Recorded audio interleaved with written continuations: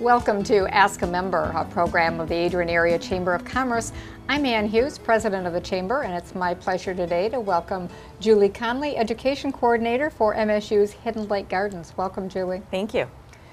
Tell us a little bit about yourself, and then let's talk about some of the education things. And how did you get to be Education Coordinator? I've always loved gardens. My grandpa had a great garden, and I think a lot of people come to gardening with their grandparents through a grandparents' garden. And as passionate as I am about plants and gardens and being outside, I through a couple false starts in different careers, realized that sharing my love of people and sharing my love with plants is really where I was meant to be. So I've been at the gardens for about a year now, and I'm thoroughly enjoying my time there. It's such a great place. Okay, what's your background? Did you go to Michigan State? No, I went to University of Illinois. Okay. And then University of Delaware for my master's degree in garden administration. Okay, so that's really where your background is. And yes, I've had a lot of involvement with gardens. I have worked at probably half a dozen through my career, and have studied extensively, and have a deep appreciation for what a garden brings to a community. It's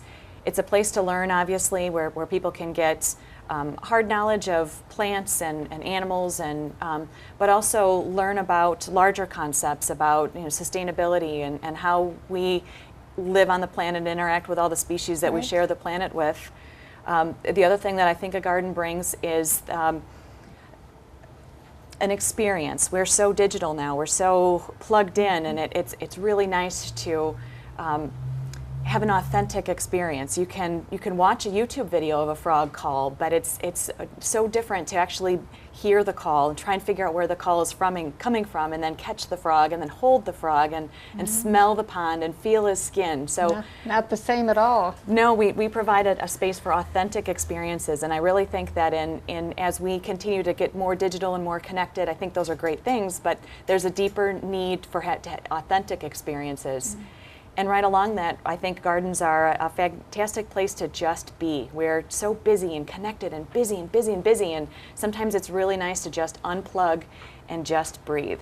And that the gardens provide a fantastic space for that. I like that term, well, both your terminology about authentic experience as compared to digital, and then just be. Right. And I have a friend the other day retired, and they asked her what she was going to do next, and she said, for a while, I'm just going to be. Yes. And Hidden Lake Gardens is just, if you want to just be, it's the absolute best place to be. 755 acres of just being. Oh, if somebody hasn't been at the gardens, what will they find when they go?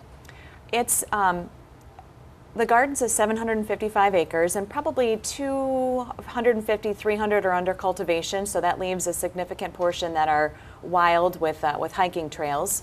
We have 6 miles of driving trails, paved roads, and over 10 miles of hiking trails. And there's a couple signature collections that are really special.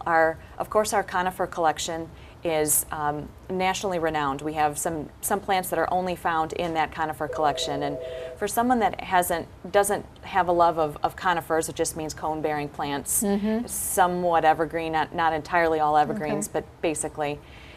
Just to experience the diversity in shape and size and texture of the plants that are there to experience the conifer collection.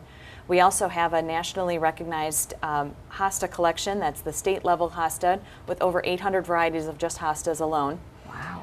And we have, of course, the conservatories, which are magnificent year-round, but are especially wonderful when spring just won't come and winter just keeps holding on like it did this year. To go into the conservatory and smell spring was just a magical experience. And then the demonstration gardens, which are a popular site for weddings. It's a beautiful place where the staff has done a magnificent job of trialing different annual selections, and we're starting to do better about incorporating that knowledge into people's gardens, so we can share what we've learned about this petunia does well, this petunia doesn't do well, or this zinnia will get disease, or this one is disease resistant. Some of those pieces that we're learning by trial and error, we're happy to share with other people and save money and time and frustration as people install their own gardens. Oh, that's great. So what's the best thing for you about your job? Oh, I can't choose one. One of the best things is experiencing the gardens when I feel like I have it to myself. So I'm trying to share that, because I feel so very spoiled when I can come in early and run, or I can stay late and take a walk, and I feel like I have all of this space and it's just me. We get so few experiences where there's so much physical distance between us and other humans. It's a really cool experience. So I have a sunrise program that I'm trying to figure out ways to share that with other people, and I look forward to adding that more, because I feel a little selfish that I get access to this, and I want to share that passion and that amazing experience with other people. Okay. So off hours, but then the ability just to connect to people and show what power and potential a garden has. Well, you can tell that you're passionate about it and that you love it. Now, one thing some people might not know is that you can purchase a membership for Hidden Light Gardens. Yes. How do you do that? By calling the office, and they can give more information at 517-431-2060. I believe the information's online as well. Okay. And a membership allows you discounts for classes and free entrance. It's $3 admission without the entrance, and there's different levels of membership of how many people can come in free on the different levels of membership. And if I'm not mistaken, if you have a membership card from Hidden Light Gardens, that gets you into, somebody said, 300 botanical gardens across the country? Yes, we're That's part amazing. of it's a reciprocal through APGA, Public Garden Association, that all registered gardens have a reciprocal agreement. So it is really a great experience for someone that's traveling or doesn't quite work. Mathi works a little bit differently, but Meyer Gardens, I believe Toledo Botanic is also a reciprocal garden. So locally, or if someone is traveling to other, it's amazing how many gardens are out there, how many botanic gardens are in the country. That's great. Okay, people have probably seen the worm away box sitting between us. Yes. And we have guests. You brought guests. I did. They're probably not going to talk to us, but no. Introduce them to us. Well, this is our vermicomposting is the scientific name for worm composting, and I throw our lunch trash in here, and the worms break that down, and it's really popular with kids, and it's a great vehicle to share, a great means to share a message about sustainability or decomposition. There's a lot of science lessons involved in the worm bin. And kids are fascinated by it. They love digging through it, and I love challenging them on does the plastic cup break down? What about the newspaper? And starting to show that what is decomposition and what doesn't, and what are we going to leave behind, and what's going to break down. So it's a lot of fun. Saturdays in July, throughout the rest of the July, I'll be in the raised bed area with the worm bin, so people can come talk to me about building their own, one of the easiest pets ever. And the kids can come explore what else is in there.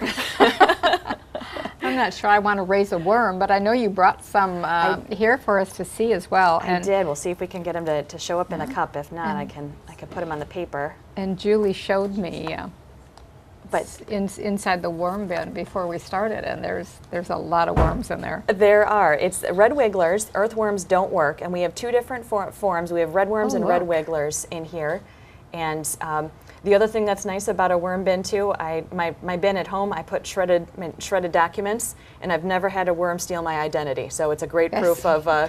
So they're ethical and noble too. Right. And when I'm working with the kids, I don't quite get into the scary, identity. Yeah. I just tell them I've never had a worm share my secrets. So that's enough for the kids to understand. That. Right. And I've noticed as we close, you've talked a lot about you've used the term sustainability. So I would imagine you have been out to the ISD Center for the. Yes. Isn't that incredible? It is, and it just makes sense. Whatever you believe, if we're changing or not changing, there's really no argument that we can't keep it going at the pace of consumption that we're going at. We have to really rethink every aspect of our lives, really. So I'm very excited to see that in our community. So happy that and so happy that it's a building that kids are going to learn, and they're going to enter the world having that as their foundation. It's fantastic. Natural partnership between programs like yours and programs that are going to come out of that center as well. So that's great. And they're camera shy. So they're camera shy. They burrowed down in there. Well, thank you for bringing the worms. Thank you for coming today. You're very welcome. welcome. Very much, too. Thank you.